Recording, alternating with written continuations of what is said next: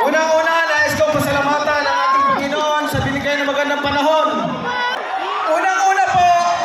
Unang-una po, nais ko po kayong pasalamatan sa inyong walang sawang pagsuporta kay Manny Pacquiao mula noon hanggang ngayon.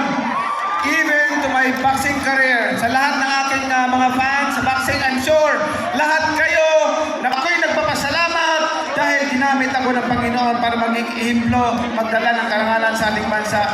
Noong ako'y tumakbo ng senador, inalala niyo po ako, nilagay niyo po ako sa Senado at hindi po ako nagtamad-tamaran doon, kundi ginawa ko po ang lahat ng aking magagawa. In fact, inabulis ko po yung ibang mga ahinsya ng gobyerno na nakikita ko na may korupsyon, katulad ng road board.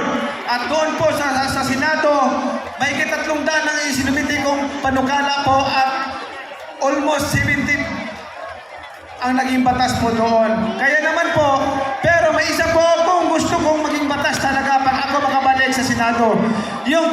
Yung batas ko na gusto kong mangyari at mapunduhan, yung pabahay, yung libreng pabahay sa buong Pilipinas. Yung Free Public Housing Act na maging batas.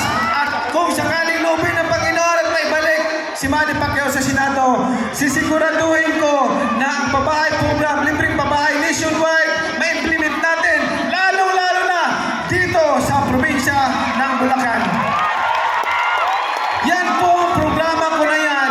Hindi po yan proposal lamang, kundi matagal ko na pong ginagawa yan sa sarili kong bulsa, sa sarili kong pagsisikap, dugo at pawis sa aking puhunan para makapagbigay, makatulong ako sa aking mga kabayan.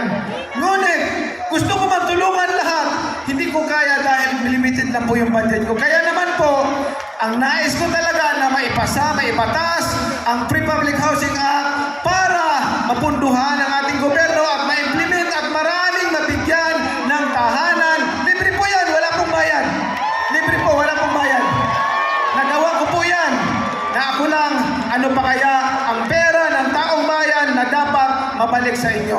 Yan po ang aking pinaglalaban. Basta tandaan niyo po, ang Manny Pacquiao, kahit anuman kalaking pera mahawakan, anuman ang marating ko sa buhay na kasikatan, tandaan ninyo ang puso ni Manny Pacquiao manatiling mahirap katulad ng mga mahirap na mga Pilipino.